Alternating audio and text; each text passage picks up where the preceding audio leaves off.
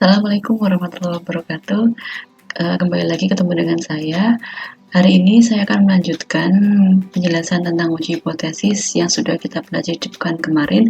Hari ini saya akan melanjutkan tentang uji 1 rata-rata untuk hipotesis, dan nanti akan saya lanjutkan juga dengan uji 2 rata-rata untuk hipotesis. Kembali, kemarin kita sudah mempelajari tentang apa itu hipotesis. Seperti itu.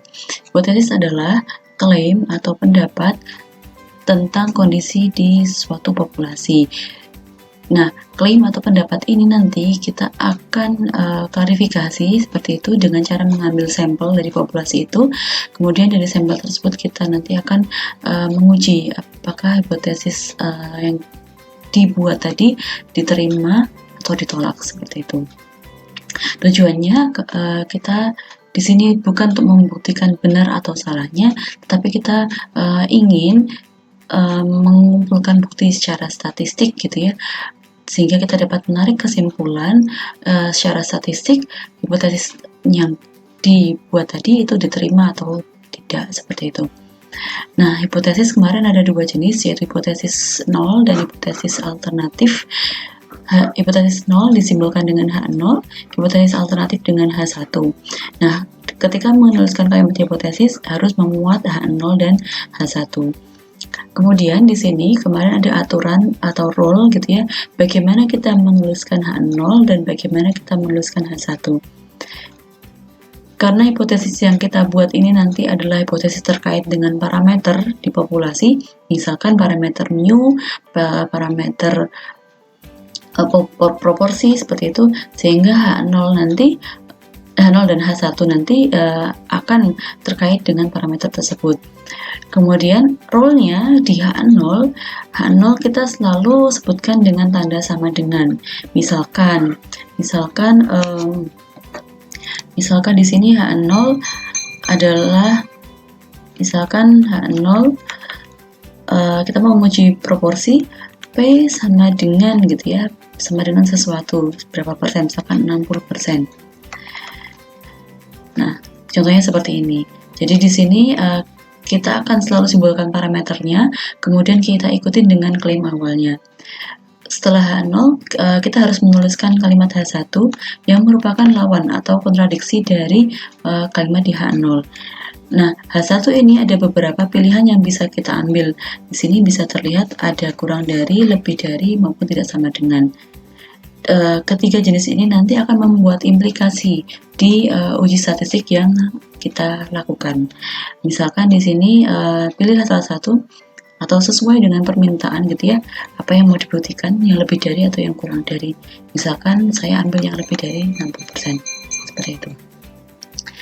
Oke. Kemarin kita sudah diskusi tentang ini, bagaimana kita merumuskan hipotesis bisa diambil dari pengetahuan, hasil penelitian, pengalaman, dan ketajaman berpikir. Oke, jadi di sini kesimpulan yang ingin kita peroleh adalah apakah kita nanti akan menolak atau menerima H0, seperti itu. Kalau kita menolak H0 berarti kita menerima H1. Sebaliknya, kalau kita menerima H0 maka kita akan menolak H1, seperti itu. Oke, saya akan langsung ke uji untuk 1 rata-rata gitu ya. Oke, sebelum ke uji rata-rata, saya rasa ini penting untuk saya ingatkan kembali gitu ya, tentang ada uji 1 sisi dan uji 2 sisi. Dalam istilah statistik dinotasikan sebagai one tail t-test dan two tail gitu ya, two tail t-test. Di sini ada one tail. One tail itu berarti 1 ekor atau 1 sisi, artinya dari kurva normal itu yang dijadikan sebagai daerah penolakan hanya pada 1 daerah. Misalkan di sini di sebelah kanan berarti nanti kita sebut sebagai right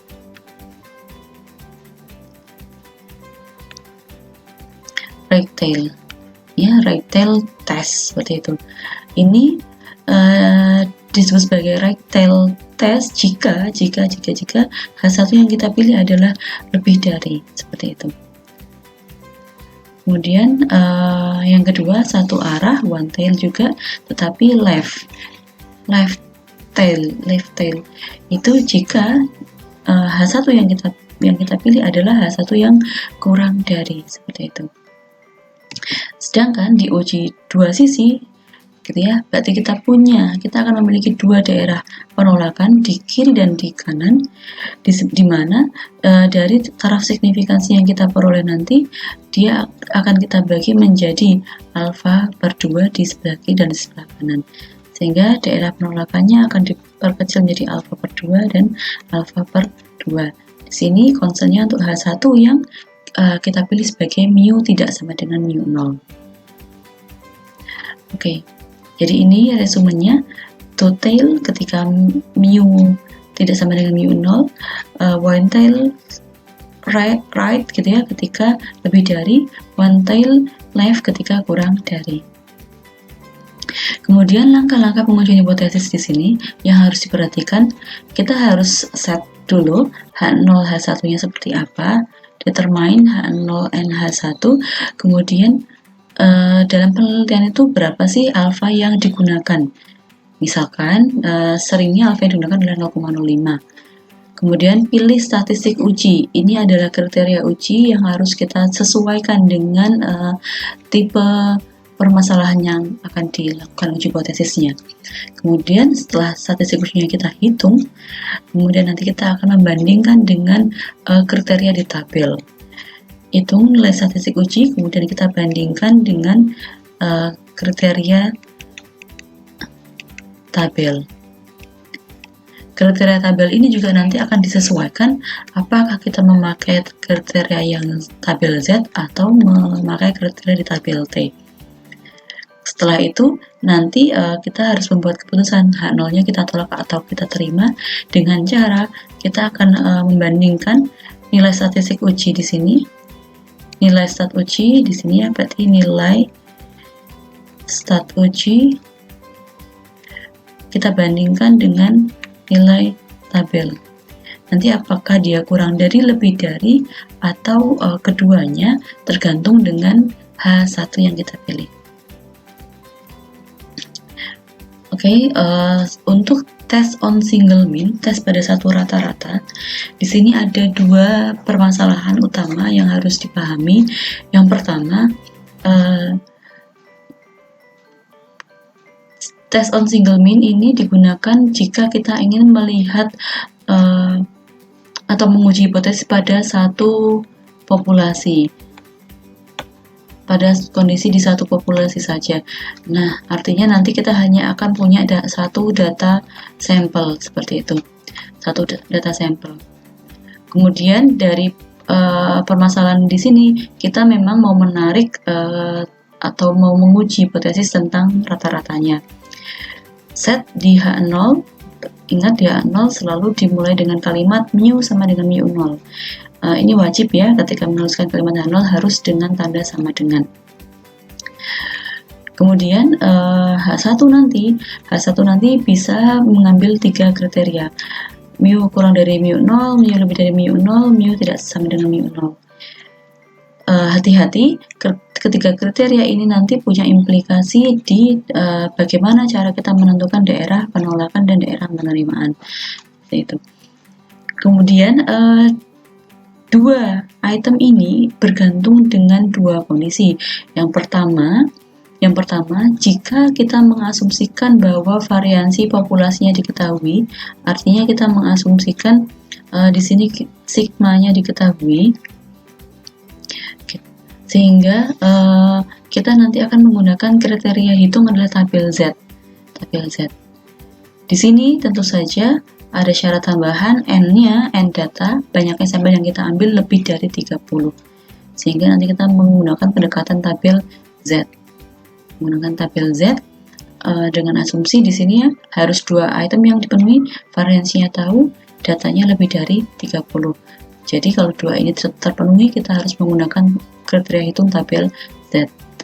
X bar adalah rata-rata sampel, mu 0 adalah dugaan kita terhadap rata-rata di populasi, sigma adalah standar deviasi dari populasi, N banyaknya sampel yang kita ambil.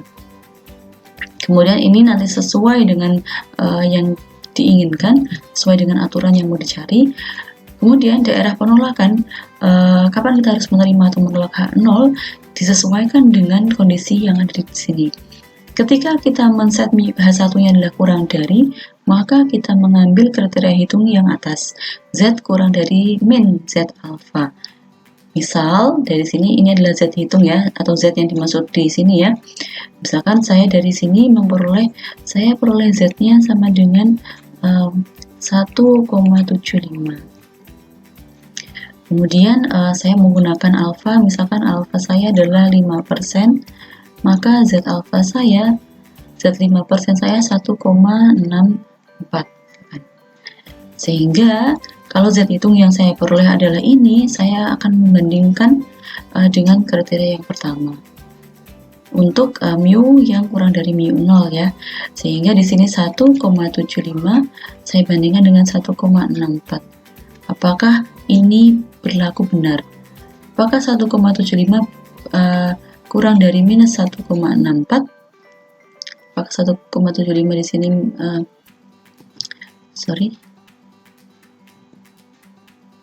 Apakah 1,75 kurang dari min 1,64?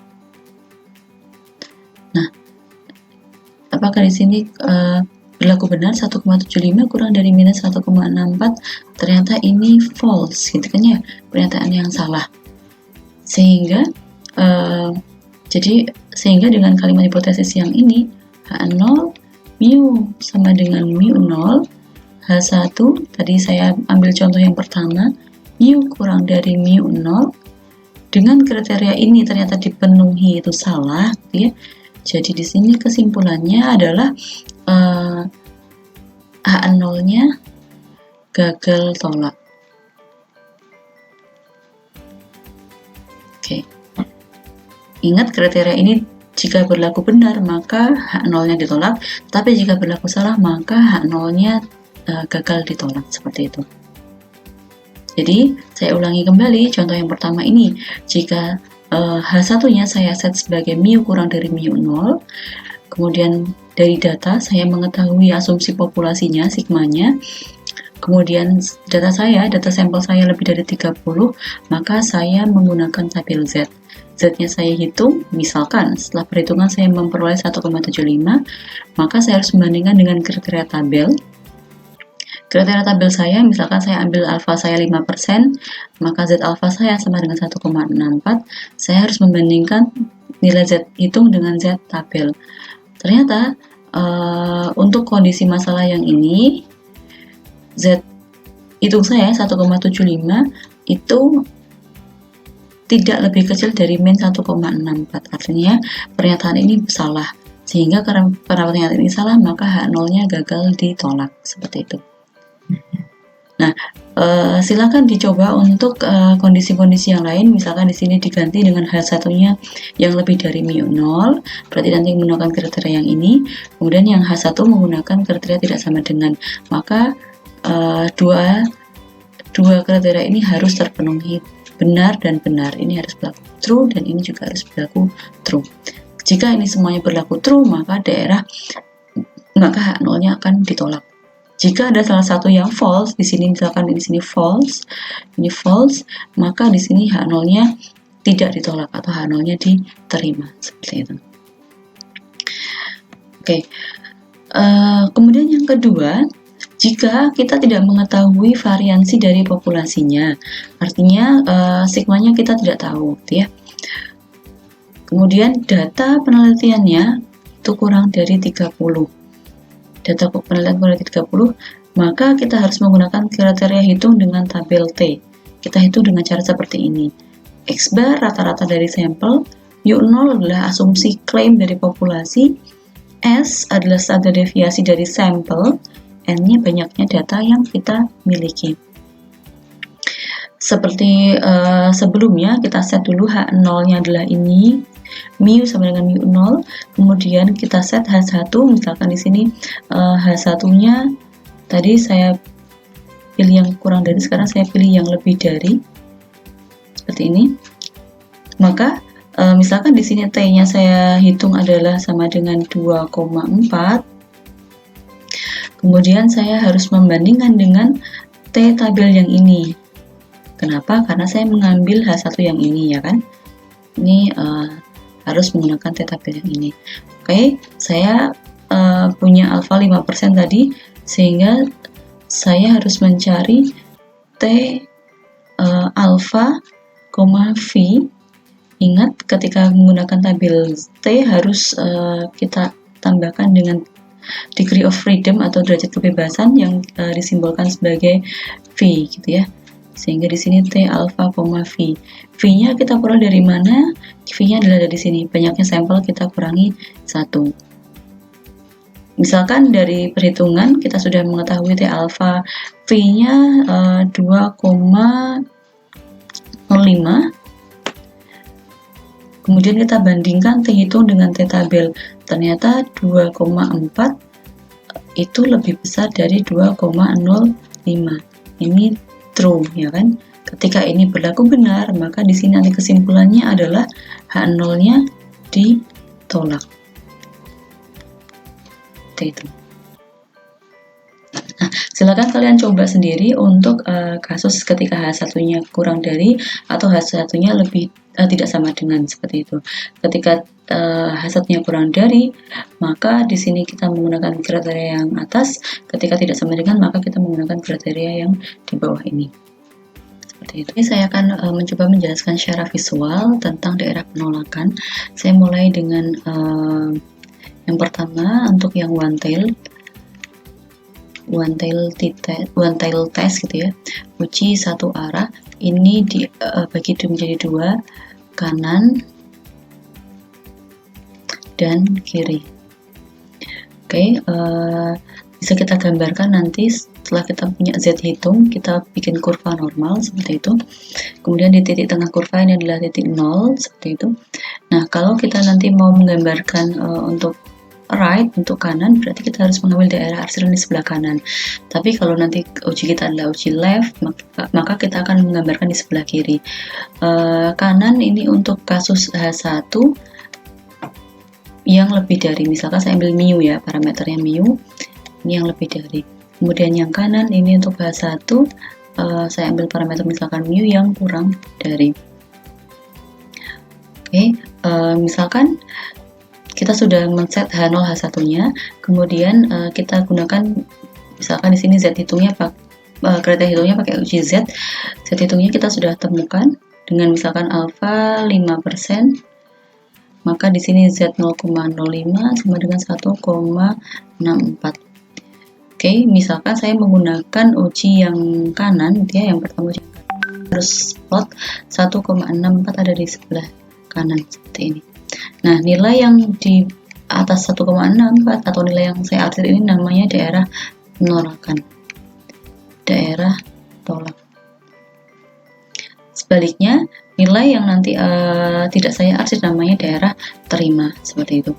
Kemudian, jika saya menggunakan uji yang kedua, jika saya menggunakan left, ya, yang H1 saya berbentuk seperti ini, maka nanti saya harus plotting Z-nya ada di sebelah kiri.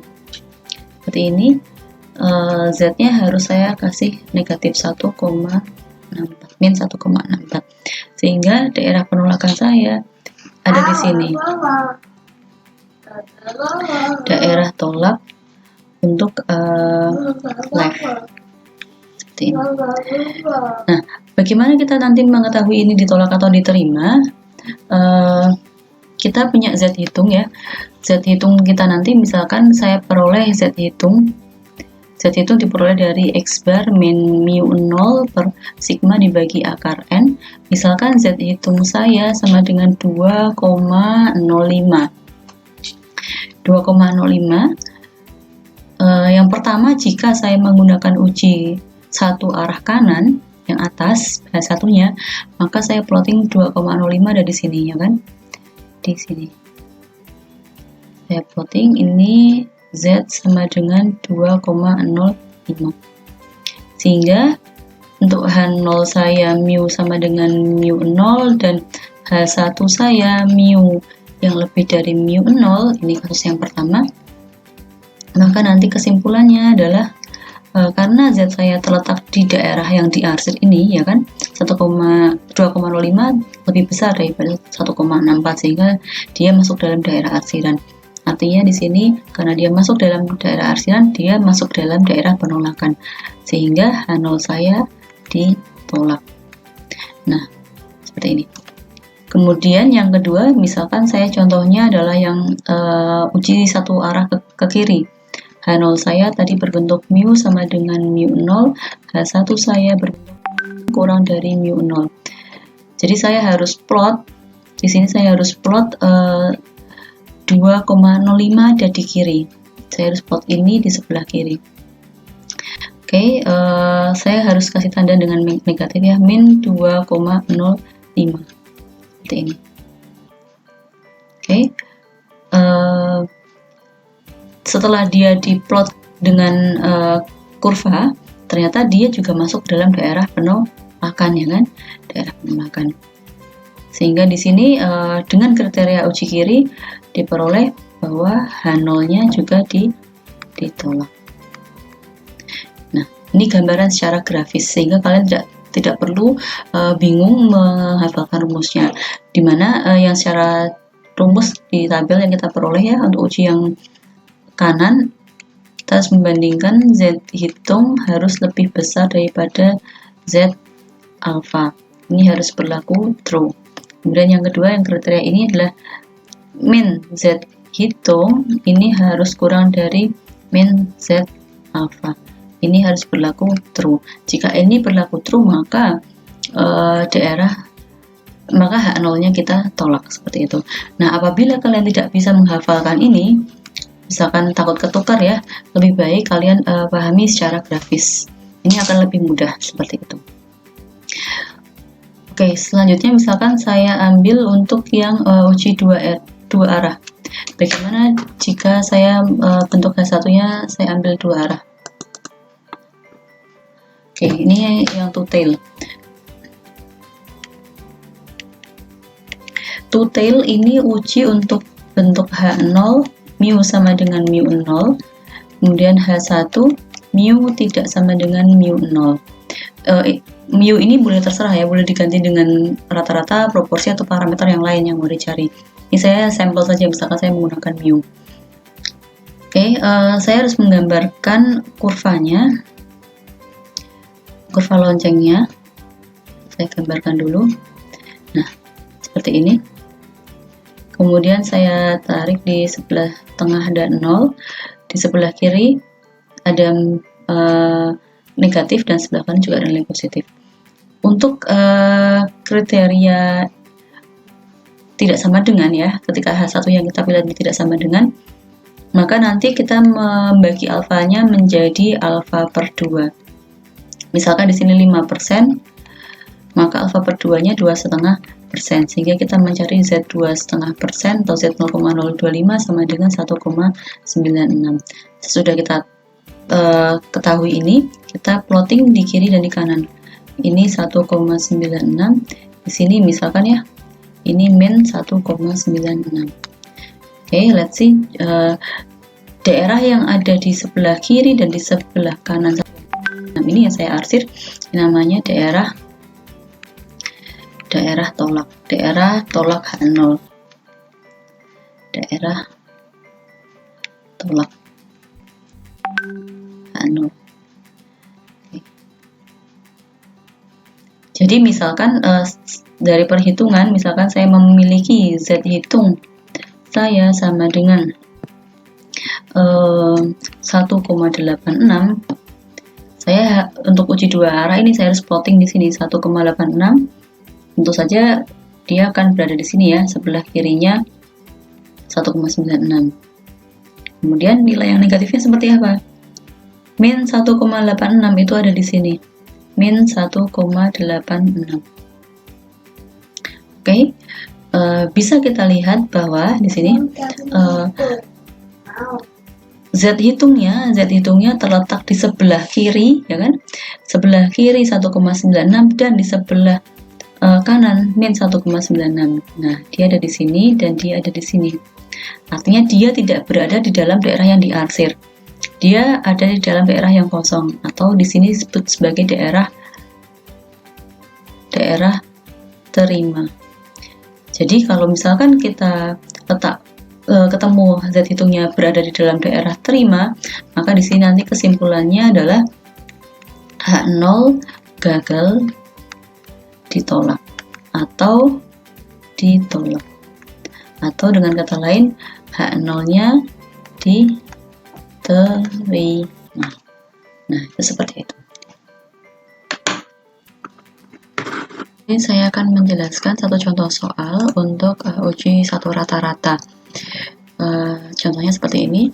Misalkan tinggi rata-rata mahasiswi diasumsikan 162,5 dengan standar deviasi 6,9. Kemudian di sini pertanyaannya, apakah ada alasan untuk mempercayai bahwa telah terjadi perubahan dalam tinggi rata-rata bila satu sampel acak 50 mahasiswi diambil dan ternyata rata-ratanya 164 cm. Gunakan alfa sama dengan 5%. Nah, dari contoh soal ini kita tahu bahwa yang mau kita buktikan adalah klaim tentang rata-rata di populasi. Jadi kita bisa tuliskan di sini H0. H0 kita tahu klaim populasinya adalah yang ini. Mu sama dengan 162,5. Kemudian kita harus set H1 seperti itu.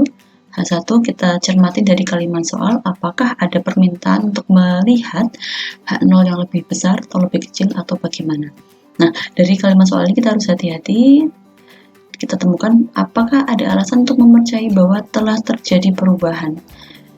Ya, di sini clue-nya adalah ini saja, telah terjadi perubahan. Artinya tidak ada perubahan yang lebih besar, lebih kecil. Sehingga kita bisa set H1-nya. Di sini mu tidak sama dengan 162,5. Kemudian kita di sini tahu n-nya sama dengan 50, x bar-nya sama dengan 164, alfa sama dengan 5%. Nah, dari kriteria ini, satu lagi kriteria yang kita ini, sigma sama dengan 6,9. Sehingga di sini sigma dari populasi diketahui.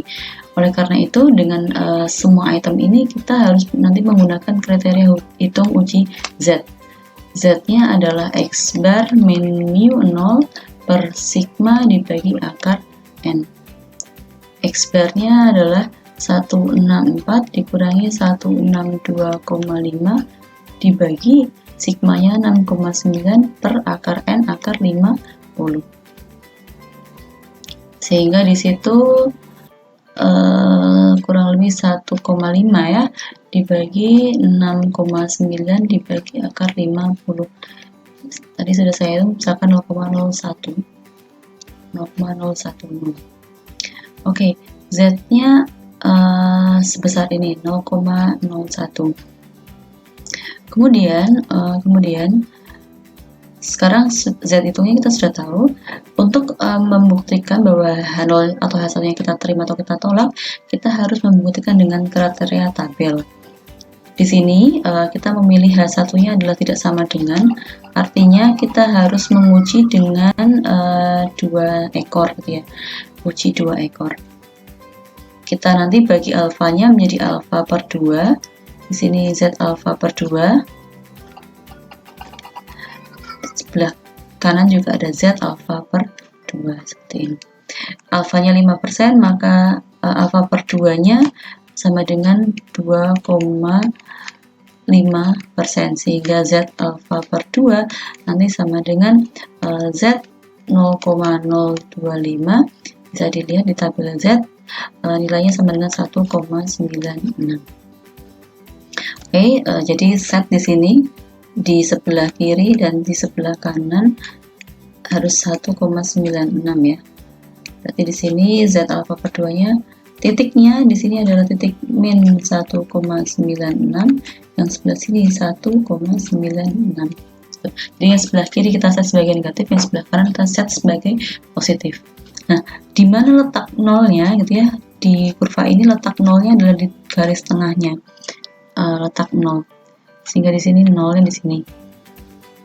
Kemudian setelah kita menggambar ini, kita bisa plotting Z hitung yang kita peroleh.